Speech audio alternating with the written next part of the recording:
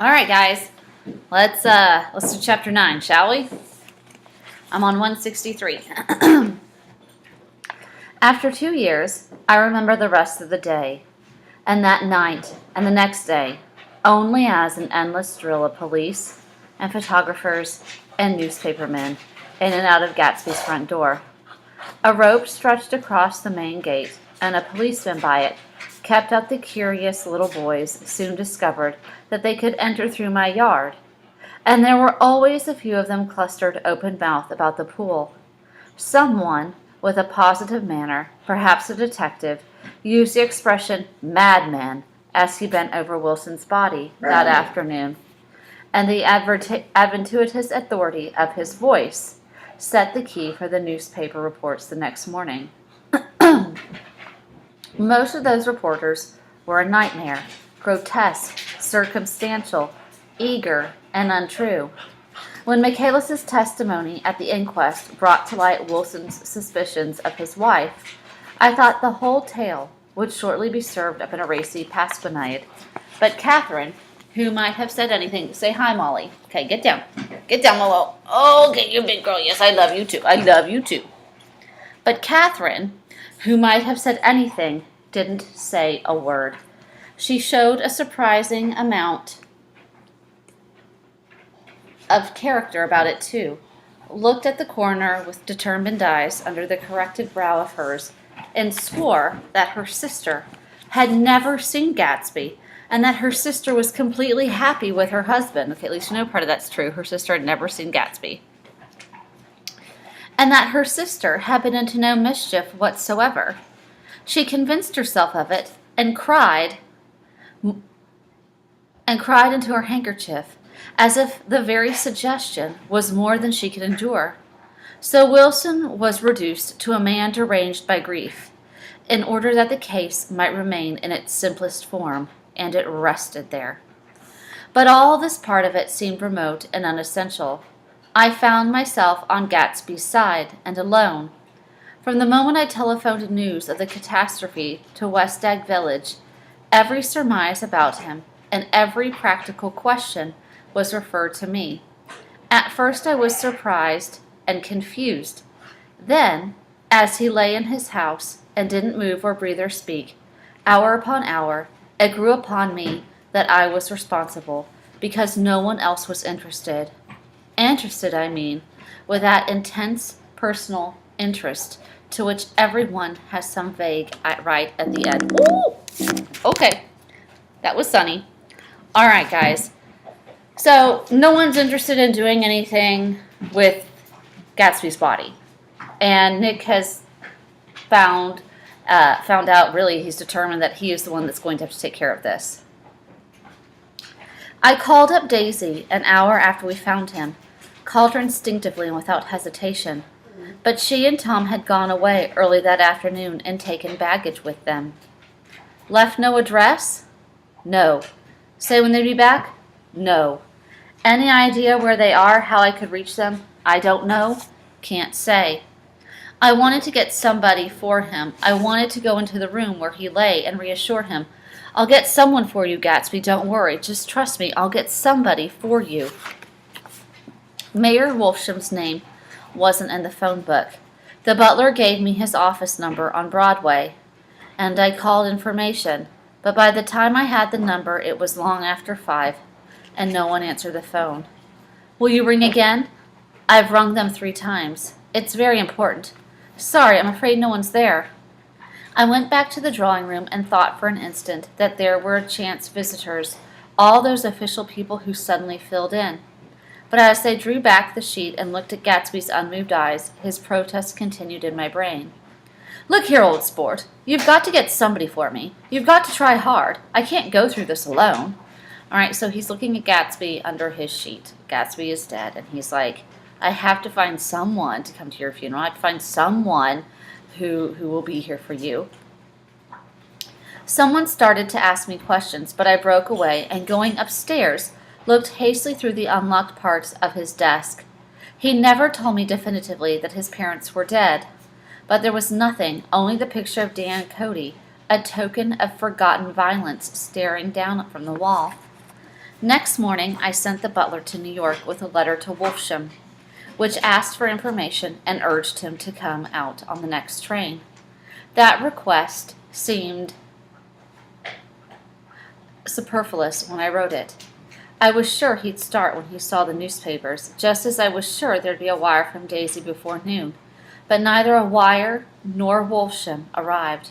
No one arrived, except more police and photographers and newspapermen. When the butler brought back Wolfsham's answer, I began to have a feeling of defiance, a scornful solidarity between Gatsby and me against them all. No one is showing up for Gatsby. Dear Mr. Carraway, this has been one of the most terrible shocks of all my life, and I hardly can believe it, that it is all true. Such a mad act as that man did should make us all think. I cannot come down now, as I am tied up in some very important business, and cannot get mixed up in this thing now. If there is anything I can do a little later, let me know in a letter by Edgar. I hardly know where I am when I hear about a thing like this, and am completely knocked down by it. Yours truly, Mayor Wolfsham. And then a hasty addenda beneath. Let me know about the funeral, etc. Do not know his family at all. When the phone rang that afternoon, the long distance at Chicago was calling. I thought that would be Daisy at last, but then the connection came through as a man's voice from very far away. This is a Slagle speaking. Yes. The name was unfamiliar. Hell of a note, isn't it? Get my wire? There haven't been any wires. Young Park's in trouble, he said rapidly. They picked him up when he was handed the bonds over the counter. They got a circular from New York, giving him the numbers just 5 minutes before. What do you know? What do they... Hey, you never can tell with these hick towns. Hello? I entered breathlessly. Look here. This isn't Mr. Gatsby. Mr. Gatsby's dead. There was a long silence on the other end of the wire, followed by an exclamation, then a quick squawk as the connections broke.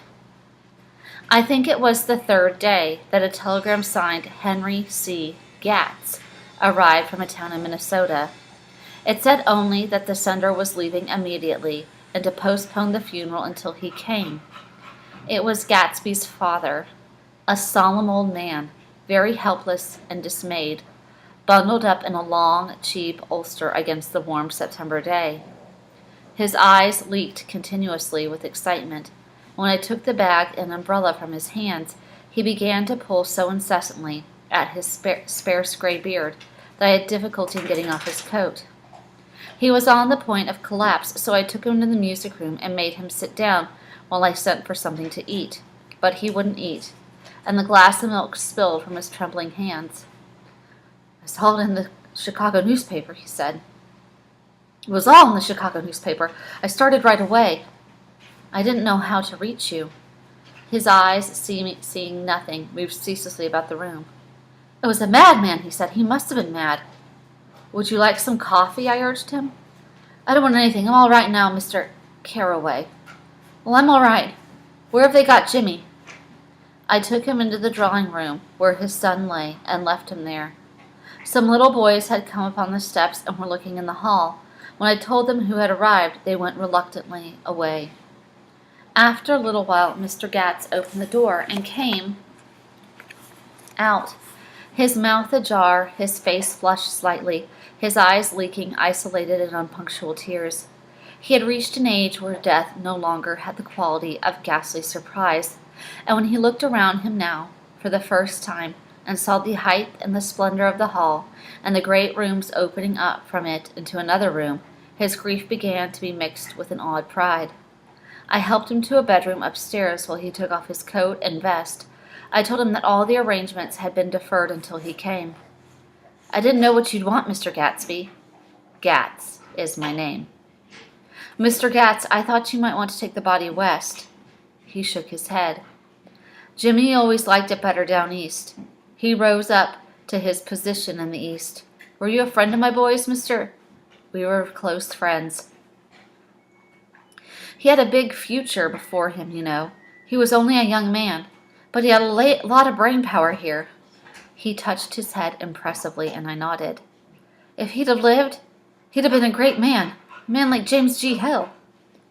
He'd have helped build up the country. That's true, I said uncomfortably. He fumbled at the embroidered coverlet, trying to take it from the bed, and lay it stiffly, was instantly asleep. The night an obviously frightened person called up and demanded to know who I was before he would give me his name. "This is Mr. Carroway," I said. "Oh," he sounded relieved. "This is Klipspringer." I was relieved, too, for that seemed to promise another friend at Gatsby's grave.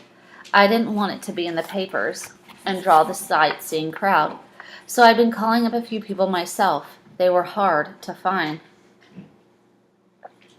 "The funeral's tomorrow," I said. 3 o'clock, here at the house. "I wish you'd tell anybody who would be interested." "Oh, I will," he broke out hastily. "Of course I'd not like to see anybody, but if I do—" His tone made me suspicious. "Of course you'll be there yourself." "Well, I'll certainly try. What I called about is—" "Wait a minute," I interrupted. "How about saying you'll come?" "Well, the truth of the matter is, I'm staying with some people up here in Greenwich, and they'd rather expect to be with them tomorrow. In fact, there's a sort of picnic or something. Of course, I'll do my very best to get away." I ejaculated an unrestrained, "Huh?" And he must have heard me, for he went on nervously. "What I called up to say was a pair of shoes I left there. I wondered if it would be too much trouble to have the butler send them. You see, they're tennis shoes, and I'm sort of helpless without them. My address is care of B.F. I didn't hear the rest of the name because I hung up on the receiver. After that, I felt certain shame for Gatsby. One gentleman, to whom I telephoned, implied that he had got what he deserved. However, that was my fault, for he was one of those who used to sneer most bitterly at Gatsby on the courage of Gatsby's liquor, and I should have known better than to call him.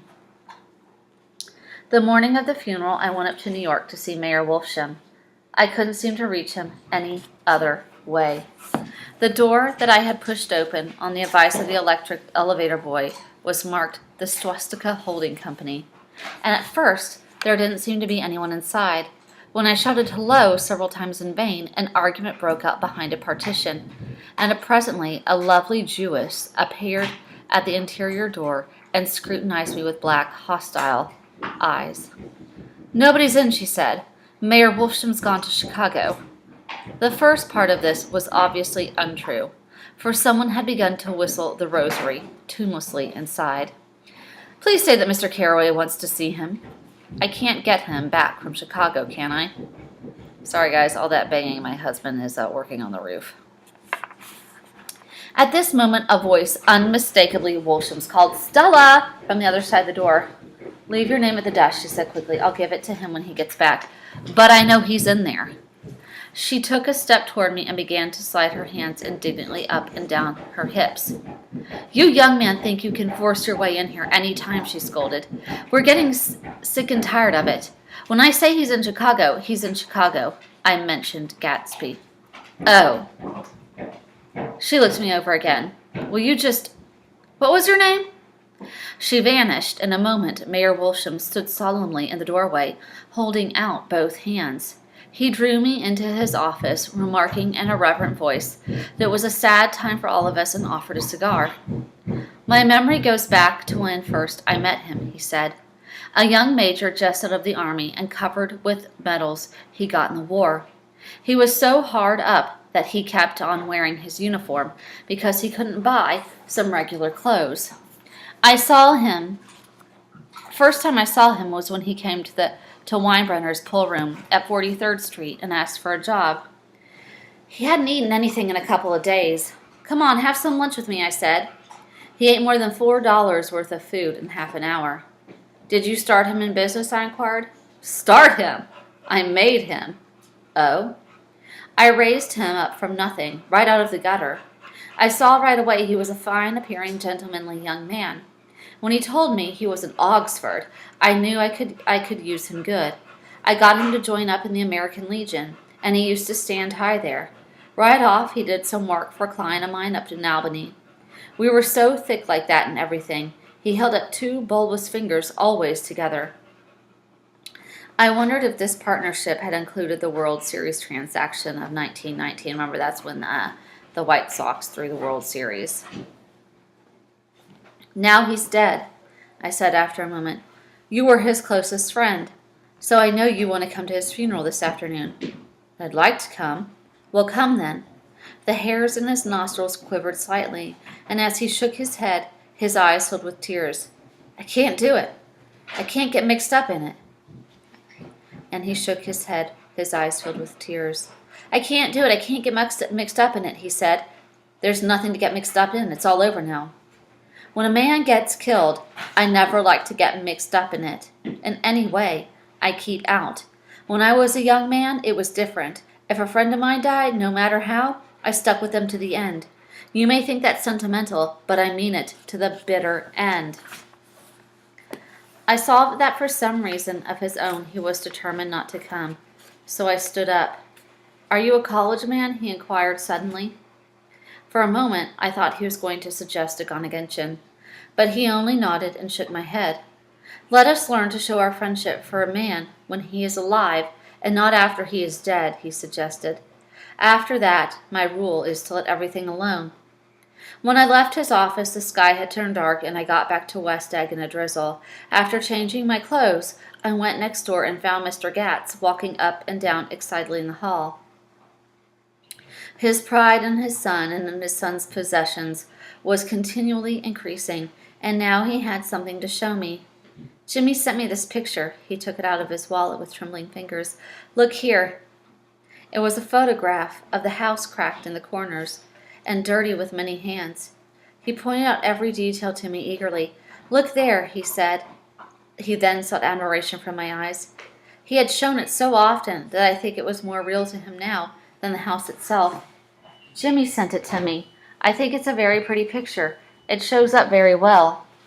"Very well. Had you seen him lately?" "He came out to see me 2 years ago and bought me the house I live in now. Of course, he was broke up when he run off from home, but I see now there is no reason for it. He knew he had a big future in front of him, and ever since he made a success, he was very generous with me." He seemed reluctant to put away the picture, held it for another minute, lingeringly before my eyes. Then he returned the wallet and pulled from his pocket a ragged old copy of a book called Hopalong Cassidy. "Look here. This is a book he had when he was a boy. It just shows you."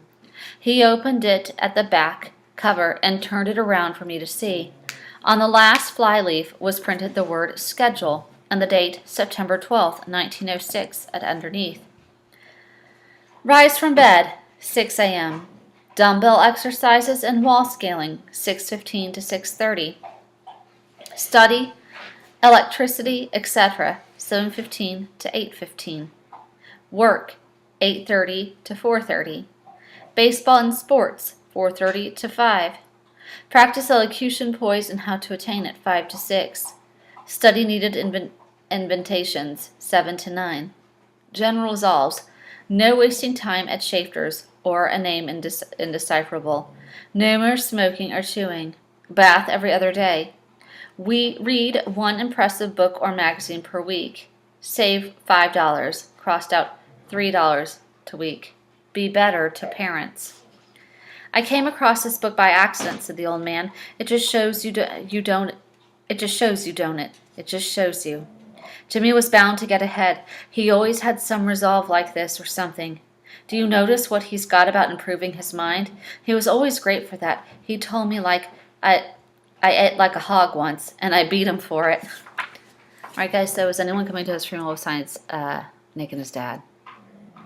Think about all the people that Gatsby had in his home, and he can't get a single person to go to his funeral. He was reluctant to close the little book, reading each item aloud and then looking eagerly at me. I think he rather expected me to copy down the list for my own use. A little before 3, the Lutheran minister arrived from Flushing, and I began to look involuntarily out the window for other cars. So did Gatsby's father. And the time passed, and the servants came in and stood waiting in the hall. His eyes began to blink anxiously, and he spoke of the rain in the worried, uncertain way. The minister glanced several times at his watch, so I took him aside and asked him to wait for half an hour. But it wasn't any but use. Nobody came. About 5 o'clock, our procession of 3 cars reached the cemetery and stopped in a thick drizzle beside the gate. First, a motor hearse, horribly black and wet, then Mr. Gatz and the minister and I in the limousine. And a little later, 4 or 5 servants and the postman from West Egg in Gatsby's station wagon, all wet to the skin. As we started through the gate into the cemetery, I heard a car stop, and then the sound of someone splashing after us over the soggy ground. I looked around. It was the man with old owl eye glasses, whom I had found marveling over Gatsby's books in the library one night 3 months before. I'd never seen him since then. I don't know how he knew about the funeral, or even his name. The rain poured down his thick glasses, and he took them off and wiped to see the protected canvas unrolled from Gatsby's grave. I tried to think about Gatsby then for a moment, but he was already too far away, and I could only remember without resentment that Daisy hadn't sent a message or a flower.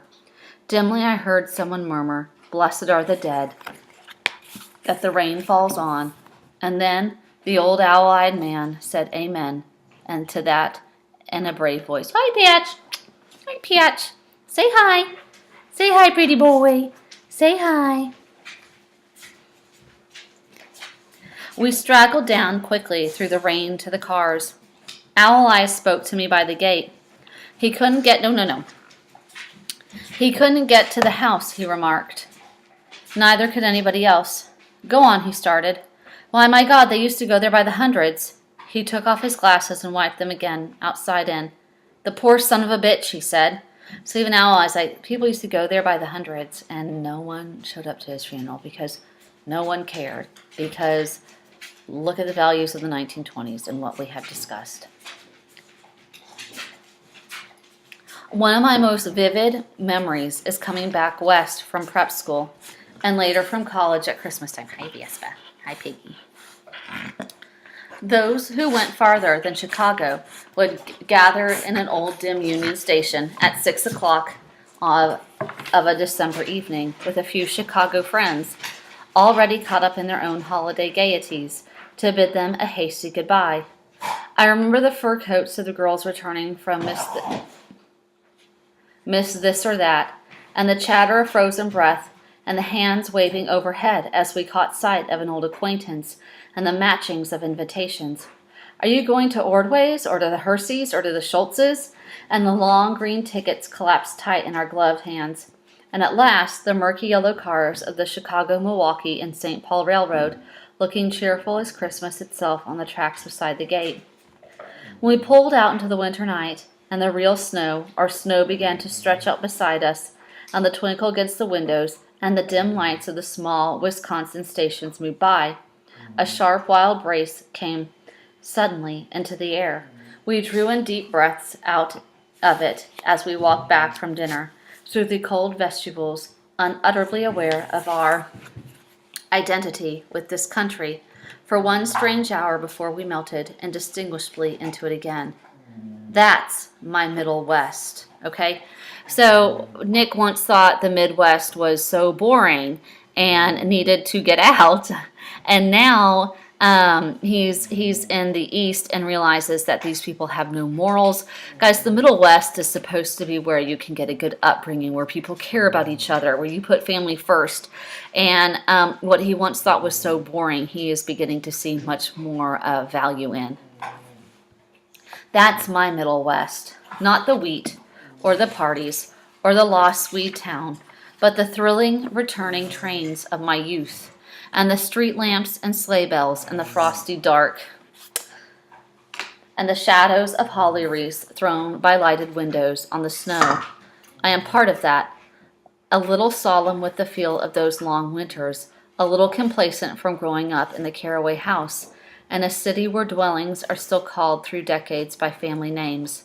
I see now that this had been the story of the West. After all, Tom and Gatsby, Jay-Z, and Jordan and I were all Westerners, and perhaps we possessed some deficiency in common, which made us subtly unadaptable to Eastern life.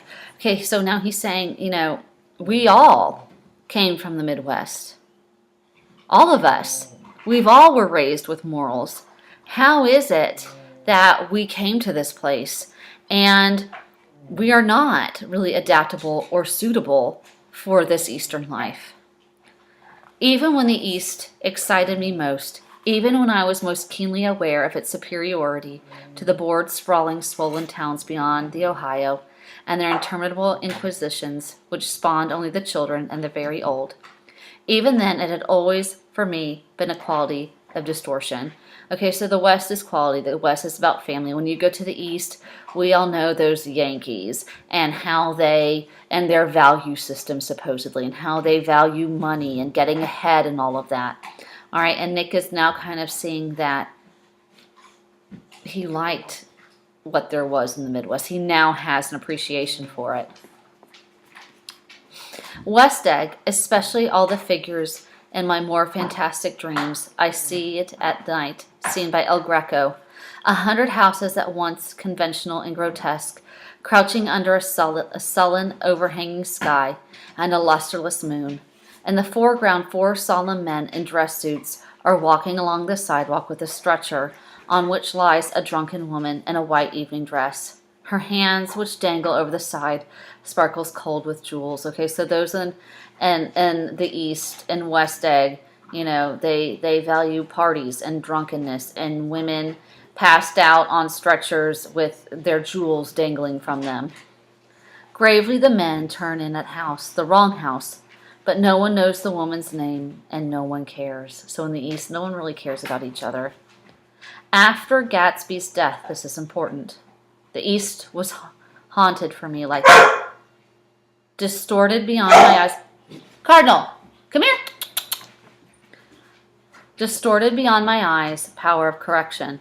So in the blue smoke of brittle leaves was in the air, and the wind blew the wet laundry stiff on the line, I decided to come back home. There was one thing to be done before I left, an awkward, unpleasant thing that perhaps had better have been let alone. But I wanted to leave things in order and not just trust that I obliged to an indifferent sea to sweep my refuse away. I saw Jordan Baker and talked over and around what had happened to us together and what had happened afterward to me, and she lay perfectly still listening in a big chair. She was dressed to play golf, and I remember thinking she looked like a good illustration. Her chin raised a little jauntily, her hair the color of an autumn leaf, her face the same brown tint as the finger-glass glove on her knee. When I had finished, she told me without comment that she was engaged to another man. I mean, like, look how fickle they are. You know, I mean, they were kind of together. I guess they kind of broke up over the phone. And like, oh, hey, by the way, now I'm engaged. I mean, they're just the values. There are none. I doubted that, though there were several she could have married at a nod of her head. But I pretended to be surprised. For just a moment, I wondered if I wasn't making a mistake. Then I thought it all over again and got up and said goodbye. Nevertheless, you didn't throw me over, said Jordan suddenly. You threw me over on the telephone. I don't give a damn about you now, but it was a new experience for me, and I felt a little dizzy for a while. So she's like, you know what? You don't mean anything for me now. The only thing that made me mad was that you dumped me over the telephone. We shook hands. Oh, and do you remember, she added, a conversation we had once about driving a car? Why, not exactly. You said a bad driver was only safe until she met another bad driver. Well, I met another bad driver, didn't I? I mean, it was careless of her to make such a wrong guess. Hey,